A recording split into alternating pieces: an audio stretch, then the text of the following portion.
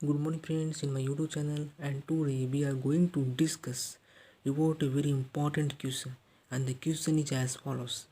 Derive the condition that a 3-digit number n is equal to a, b, c is divisible by 7 if minus a plus 2b plus 3c is divisible by 7. This question is actually based on the divisibility of 7. जैसे कि हम divisibility of 7 पढ़ते हैं कि यदि कोई 3-digit number A B C है तो उसे 7 से डिविजिबल होने के लिए minus a plus 2b plus 3c यदि 7 से डिविजिबल हो जाती है तो A equal to A B C भी डिविजिबल हो जाएगा। हम इस वीडियो में उसी चीज़ को सीखने वाले हैं कि आखिर ऐसा क्यों कहा जाता है। तो सबसे पहले हम जानेंगे कि किसी भी 3-digit नंबर को न्यूमेरिकली हम कैसे रिप्रेजेंट करेंगे। तो जैसा कि हम जानते हैं कि यदि हमें नंबर कोई 2-digit नंबर दिया हुआ होता है ए बी, तो उसी चीज़ को हम लिख सकते हैं A into 10⁻1 plus B into 10⁻0।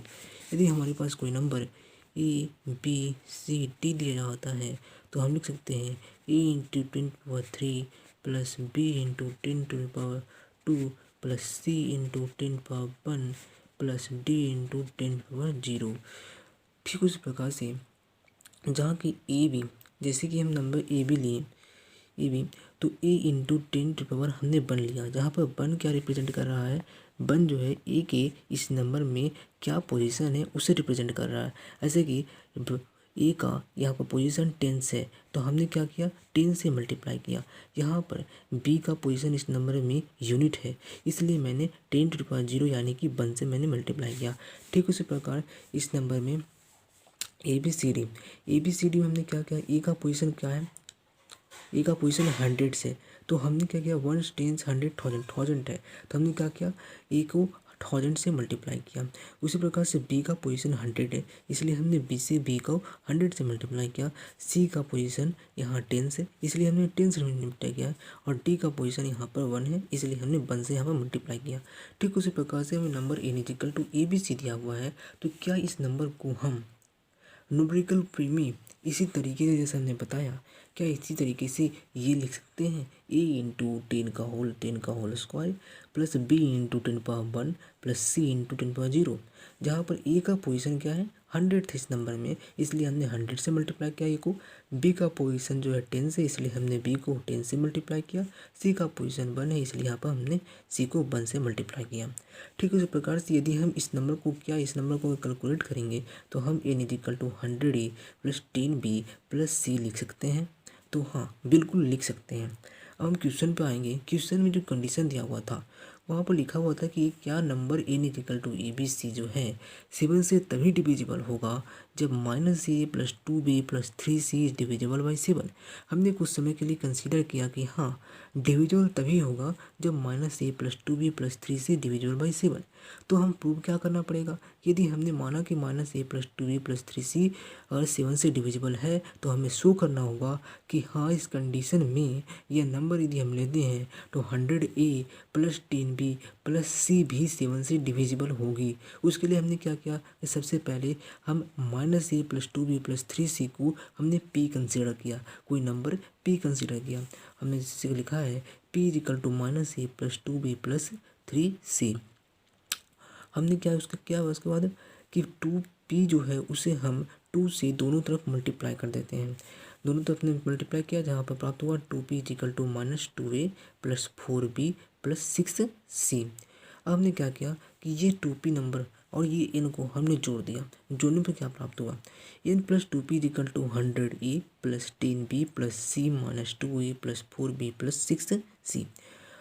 100a minus 2a is equal to 98a, 10b plus 4b is equal to 14b and 6 plus c plus 6c is equal to 7c। हमने क्या किया 7 को कॉमन ले लिया, तो 7 कॉमन करने लेने पर हमें चला मिला 7 into 14a plus 2b plus c। यानी कि जैसा कि हम जानते हैं कि यदि कोई नंबर को हम लिखते हैं m is equal to 2n, जहाँ पर n को यदि इंटीगर होता है तो हम लिख सकते हैं कि 2 divides m। This is the rule of divisibility. This is rule of divisibility, जो हमने क्लास 10 के फर्स्ट चैप्टर रियल नंबर्स में हम लोग ऑलरेडी पढ़ चुके हैं। उस चीज़ को ध्यान में रखते हुए हम लिख सकते हैं कि 7 जो है 7 आल्सो डिवाइड्स n+2p, n+2p को डिवाइड करता है। उसी चीज़ को मैंने लिखा 7 डिवाइड्स n+2p। अब हमने क्या किया, n+2p इजिकल टू 7m, जहाँ पे m कोई इंटीगर है। एक ऑन रूल ऑफ डिविजिबिलिटी, यदि कोई नंबर 7 से डिविजिबल है तो हम उस नंबर को उस नंबर के प्रोडक्ट में और इंटीगर के प्रोडक्ट में लिख सकते हैं। ठीक उसी प्रकार हमने n+2p is equal to 7 into m लिखा, जहाँ पर m कोई इंटीगर होगा। उसके बाद हमने क्या किया, n+2p इजिकल टू 7m, हमने 2p को इधर ले आया, n इजिकल टू लिखा n इजिकल टू 7m-2p।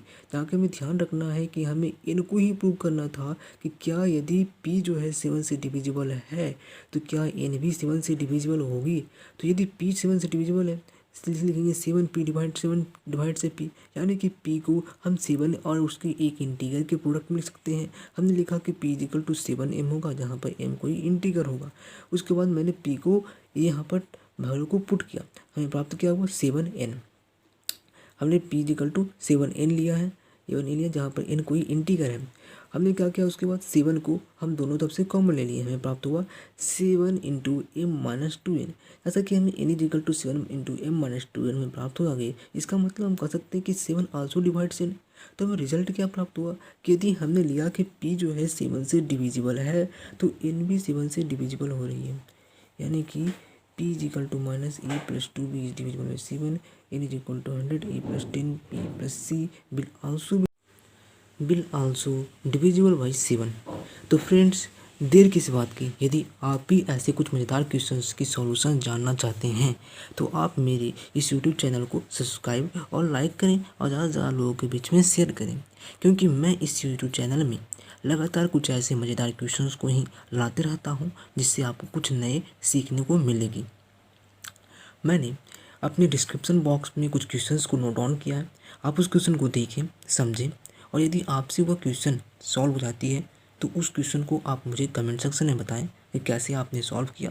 यदि नहीं भी बनती है तो आप मुझे कमेंट सेक्शन में बताएं, ताकि मैं उस क्वेश्चन की सॉल्यूशन की वीडियो जल्द से जल्द ला सकूं।